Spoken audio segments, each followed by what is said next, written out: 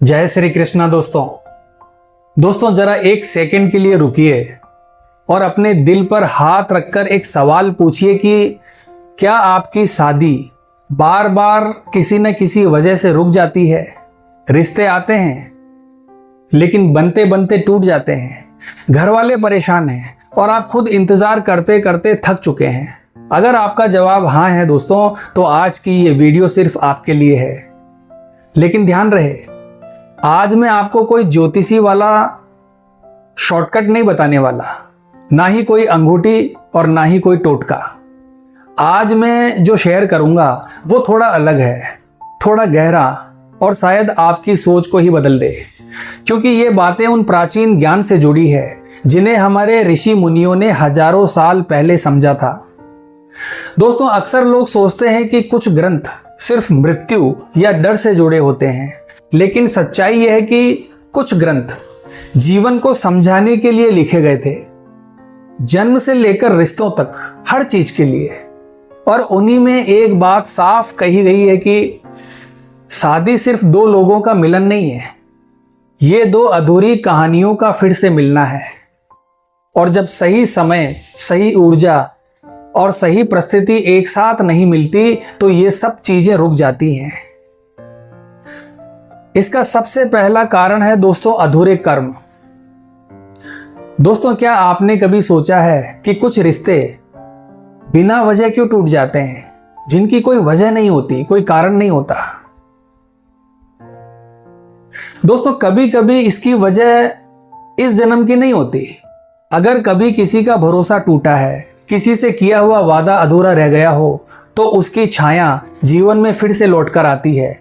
लेकिन यहां एक ट्विस्ट है दोस्तों, और ट्विस्ट यह है कि यह सब कुछ सिर्फ पूजा पाठ करने से हल नहीं होता।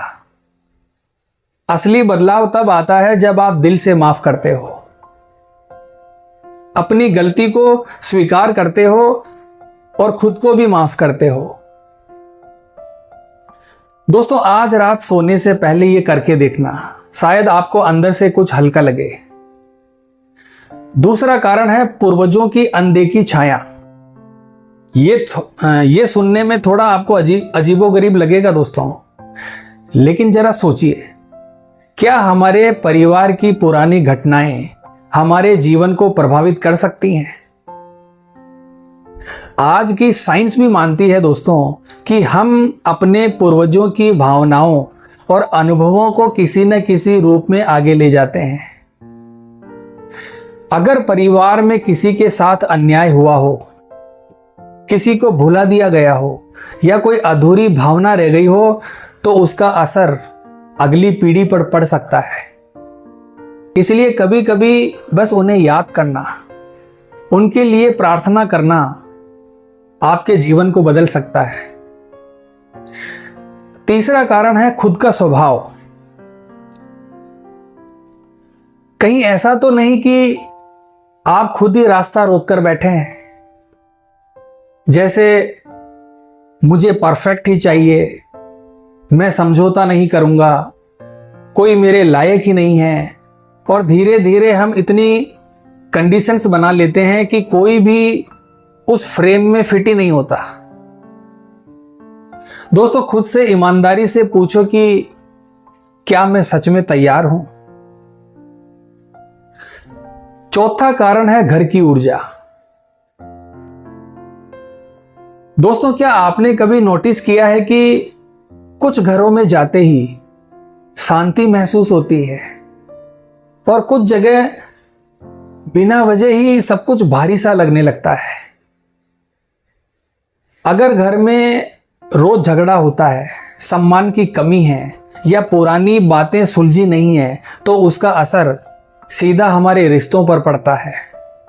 और इसके विपरीत जहां सम्मान और शांति होती है, वहीं अच्छे संयोग बनते हैं। पांचवा कारण है दोस्तों अंदर छिपा हुआ डर। दोस्तों अब सबसे गहरी बात, क्या सच में आप शादी करना चाहते हो या सिर्फ बोलते हो? क्योंकि कई बार फेल होने का डर, धोखा मिलने का डर, आजादी खोने का डर इतना गहरा होता है कि हम खुद ही अच्छे रिश्तों को दूर कर देते हैं, या फिर आप अनजाने में ऐसे लोगों को चुनते हो जो टिकते ही नहीं है। दोस्तों, अब एक छोटा सा काम कीजिए। आज ही लिखो कि मुझे शादी से सबसे बड़ा डर क्या है, क्योंकि जब डर सामने आता है तो उसकी ताकत भी कम हो जाती है। अब अगला कारण है दोस्तों, अधूरी प्रतिज्ञा।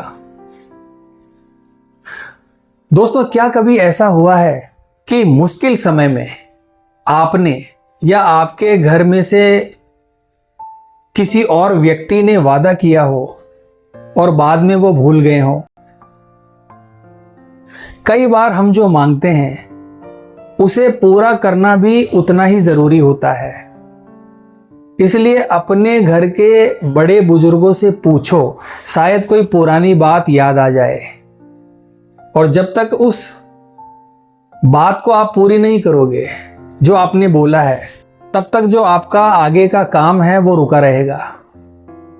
अब आखिरी बात दोस्तों, इतनी सारी बातें सुनने के बाद आपको लग सकता है कि सब कुछ बहुत कॉम्प्लिकेटेड है, लेकिन सच्चाई बहुत सिंपल है दोस्तों।